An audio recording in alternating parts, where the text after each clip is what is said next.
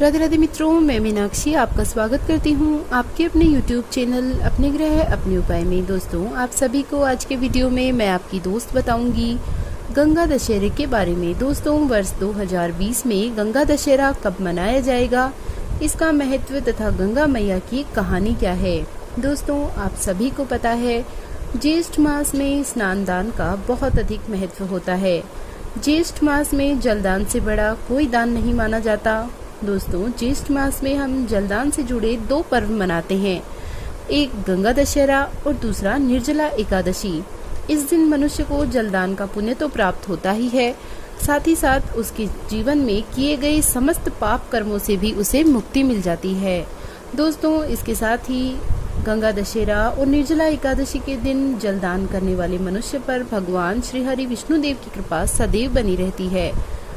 तो चलिए दोस्तों, शुरू करते हैं जानकारियाँ। पर उससे पहले मैं आपको बता दूं, अगर आपने अभी तक हमारे YouTube चैनल को सब्सक्राइब नहीं किया है तो आप हमारे चैनल को सब्सक्राइब करें।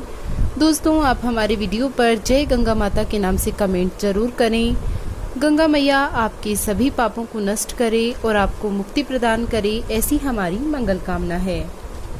दोस्तों, गंगा दशहरे की तिथि क्या है, सबसे पहले हम ये जान लेते हैं कि गंगा दशहरे की तिथि कब शुरू होगी तथा कब समाप्त होगी। साथ ही मैं आपको बताऊंगी इसका महत्व और सबसे आखिरी में मैं आपको बताऊंगी गंगा मैया की कथा। दोस्तों, गंगा दशहरे के दिन गंगा की कथा सुनने से भी पापों का नाश होता है। कैसे आपको गंगा दशहरे के दिन गंगा माता का पूजन करना चाहिए, चलिए हम जान लेते हैं। हर साल ज्येष्ठ मास के शुक्ल दशमी तिथि को गंगा दशहरे का पर्व मनाया जाता है। दोस्तों, वर्ष 2020 में 1 जून सोमवार को यह मनाया जाएगा।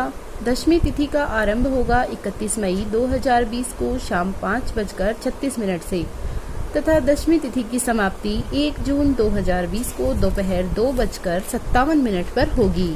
दोस्तों, प्राचीन मान्यताओं के अनुसार इस दिन गंगा जी में स्नान करना शुभ माना जाता है। दोस्तों, यदि किसी कारणवश गंगा जी में आप स्नान नहीं कर सकते, ऐसा संभव ना हो पाए, तो आप अपने घर के पास किसी नदी या तालाब में गंगा जी का ध्यान करते हुए स्नान कर लें। यदि आप ऐसा भी नहीं कर सकें, दोस्तों, लॉकडाउन की वजह से वैसे भी गंगा जी में जाना अभी किसी के लिए संभव नहीं हो पाएगा, तो आप अपने नहाने के जल में थोड़ा सा गंगा जल या गंगा जल की कुछ बूंदें 1 चम्मच गंगा जल मिलाकर उस पानी से गंगा मैया का ध्यान करते हुए स्नान करें। दोस्तों, जब आप स्नान करें तो 3 बार गंगा गंगा गंगा बोलकर उच्चारण करें, फिर 10 प्रकार की सामग्री से गंगा मैया का पूजन करें। दोस्तों, स्नान व दान के साथ तन मन को शुद्ध करने का पर्व गंगा दशहरा होता है। गंगा दशहरा ब्रह्म पुराण के अनुसार 10 प्रकार के पापों को नष्ट करने के कारण ही इसे दशहरा शब्द कहा गया है। दोस्तों, गंगा मैया के ध्यान करने एवं स्नान करने से प्राणी के काम, क्रोध, लोभ, मोह, मत्सर, ईर्ष्या, ब्रह्महत्या, छल, कपट, परनिंदा जैसे महान पापों से मुक्ति प्राप्त हो जाती है। मनुस्मृति के अनुसार मनुष्य के 10 प्रकार के पापों की चर्चा, जिसके अनुसार 3 प्रकार के वाचिक, 3 प्रकार के मानसिक तथा 4 प्रकार के कायिक पाप गंगा दशहरे के दिन गंगा में स्नान करने से नष्ट होते हैं।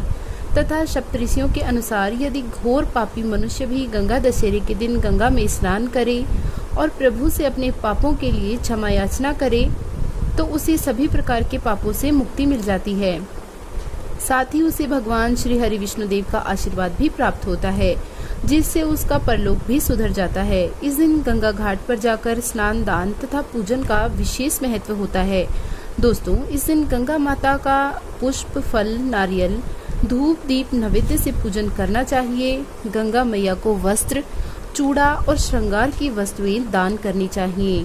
दोस्तों, गंगा नदी में चांदी या सोने की किसी भी वस्तु की भेंट अवश्य देनी चाहिए तथा दक्षिणा जरूर दें। दोस्तों, वैसे तो दान की कोई सीमा नहीं होती, दान कभी भी किसी भी रूप में कभी भी किया जा सकता है, किंतु गंगा दशहरे के दिन किया गया दान बेहद पुण्य प्रदान करने वाला माना जाता है। दोस्तों, शास्त्रों के अनुसार बिना अहंकार के किया गया दान ही सर्वोत्तम दान माना जाता है, क्योंकि दोस्तों, अहंकार के भाव से किए गए दान के कारण मनुष्य के बहुत से सत्कर्म नष्ट हो जाते हैं। गंगा दशहरे पर किसी प्यासे को पानी पिलाने व भूखे को अन्न का दान, जरूरतमंद को वस्त्र का दान अति फलदायी माने जाते हैं। दोस्तों, गंगा दशहरे के दिन किसी गरीब और अनाथ को चप्पलों का दान करना बेहद शुभ माना जाता है। गंगा दशहरे पर संकल्प करके दान करना चाहिए।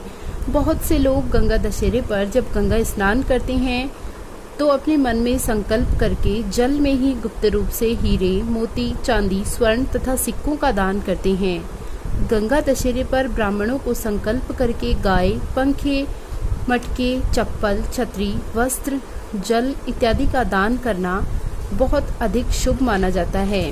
तो दोस्तों, इस प्रकार से गंगा दशहरे का महत्व मैंने आपको बताया है। अब हम जान लेते हैं गंगा मैया की कथा क्या है। पर दोस्तों, कथा शुरू करने से पहले मैं आपसे विनती करती हूँ, अगर आपने हमारे वीडियो को देखना या सुनना शुरू कर दिया है तो आप इसे बीच में बंद ना करें। गंगा मैया की पूरी कथा सच्ची श्रद्धा और मन से सुनेंगे तो भी आपके पापों का शमन होता है, जिसको सुनने से मनुष्य के सभी पापों का नाश हो जाता है। चलिए दोस्तों, शुरू करते हैं गंगा मैया की प्राचीन और चमत्कारी कथा।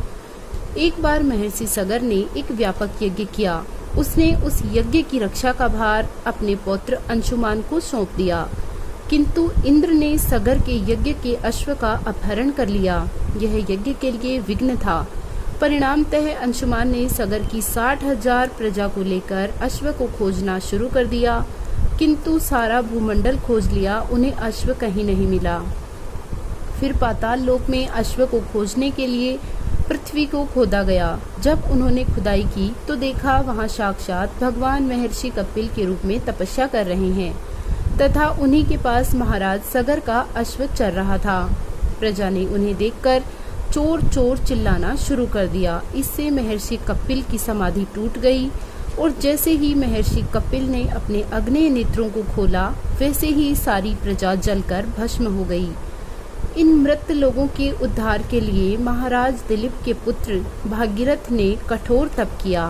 भागीरथ की तपस्या से प्रसन्न होकर ब्रह्मदेव ने उन्हें वरदान मांगने को कहा। तब भागीरथ ने गंगा का वरदान मांगा। तब ब्रह्मदेव ने कहा कि हे राजन, तुम पृथ्वी पर गंगा का अवतरण तो चाहते हो, किंतु क्या तुमने पृथ्वी से पूछा है कि वह गंगा के भार को या वेग को संभाल पाएंगी? क्या पृथ्वी देवी गंगा के वेग को संभालने में सक्षम है?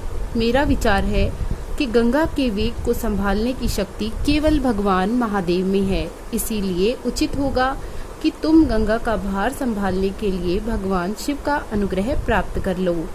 तब महाराज भागीरथ ने ब्रह्मदेव के आदेशानुसार भगवान शिव की घनघोर तपस्या की तथा उनकी तपस्या से प्रसन्न होकर गंगा के भार को संभालने के लिए विनती करने पर ब्रह्मा जी ने भागीरथ की तपस्या से प्रसन्न होकर अपने कमंडल से गंगा की धारा को छोड़ा तथा भगवान शिव ने गंगा को अपनी जटाओं में समेटकर बांध लिया।